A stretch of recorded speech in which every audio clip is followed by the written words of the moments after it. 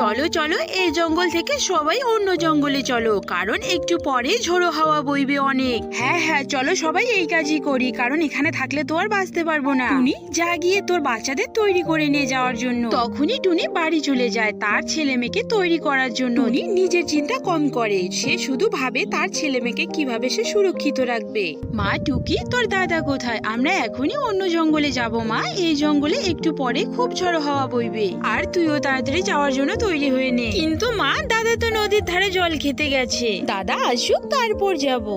এই ছেলেটাকে নিয়ে আর পারি না, আগে জানলে তো ওকে যেতেই দিতাম না কখনো। তুই তাড়াতাড়ি তৈরি হয়ে নে টুকি।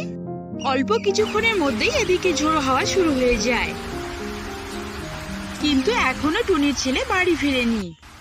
কুকু বেটা, তুই কোথায় আছিস? আমরা যে তোকে অনেকক্ষণ ধরে খুঁজে বেড়াচ্ছি, আমরা যে আর এই হাওয়া সহ্য করতে পারছি না কুকু। তাদের এখানে দেখে মুন্নি কবুতর সেখানে চলে আসে। টুনি তুমি এখানে? চলো চলো তাড়াতাড়ি চলো। হ্যাঁ কবুতর দিদি, এখানে থাকলে আর মেয়েকেও বাঁচাতে পারবো না আমি। এদিকে আকাশের অবস্থা অনেকটাই খারাপ হয়ে যায়।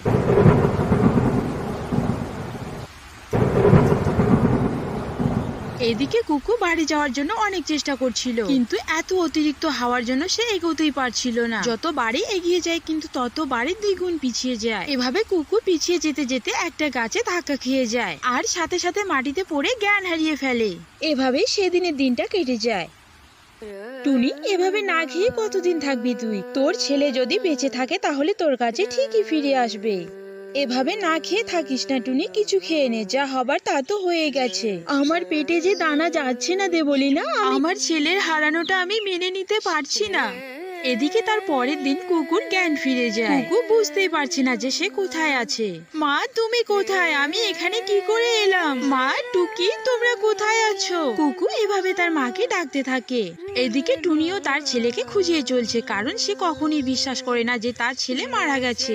কুকু কোথাও থাকলে সাড়া দে বেটা। কুকু তুই এখানে কোথাও থাকলে আমাকে সাড়া দে। টুনি খাওয়া দাওয়া না কিছু, ছেলেকে শুধু খুঁজেই চলেছে। এইদিকে কুকু তার মা এবং বোনকে খুঁজে চলেছে সারাক্ষণ। এমন ভাবে প্রায় সারা দিনটাই চলে যায়। পরের দিন টুকিও তার দাদাকে খুঁজতে বেরিয়েছিল। দাদা তুই কোথায়? তুই এখানে থাকলে আমাকে সাড়া দে। মনের বিশ্বাসে তারা একে অপরকে খুঁজে বেড়াচ্ছিল। ঠিক তখনই দুই ভাই বোনে দেখা হয়ে যায়।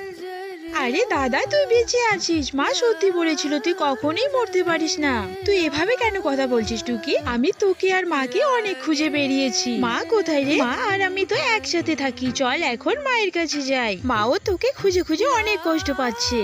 টুনি তার ছেলেকে হারানোর পর থেকে তার অবস্থা অনেকটাই খারাপ হয়ে যায়। কারোর সাথে সে তেমন ভাবে কোনো কথাই বলে না, সারাক্ষণ মনমরা হয়ে বসে থাকে। টুকি তার দাদাকে নিয়ে মায়ের কাছে আসতে থাকে।